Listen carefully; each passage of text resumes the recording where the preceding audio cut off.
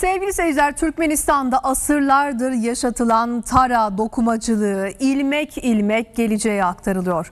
Bu zanaatin usta isimleri devraldıkları dokuma geleneğini bugün çocuklarına, torunlarına öğretiyor. Tara dokumacılığı Türkmen halkının kimliği olarak yaşamaya devam ediyor. Rengarenk iplerle binlerce düğüm atılıyor. Kumaşlar ilmek ilmek dokunuyor. Türkmenistan'da asırlardır yaşatılan zanaat, tara dokumacılığı. Ugularos Yolomanov 79 yaşında. Küçük yaşlardan itibaren tara dokumacılığı yapıyor.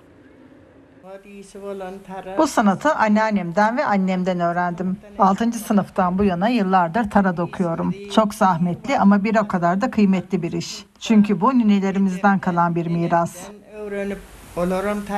Tara dokuması son derece zahmetli ve dikkat gerektiriyor. Bütün dikkatin yaptığın işte olması gerekir. Tek bir iplik atlanırsa saç teli kadar ince, yaklaşık 700 iplikten oluşan dokuma bozulur. İplikler yerli yerinde yerleştirilmezse yapılan iş düzgün olmaz. Ne kadar özen gösterirsen ortaya çıkan iş de o kadar güzel olur. Dokumalarda kullanılan motiflerin her birinin anlamı var. Renk seçimleri de tesadüf değil.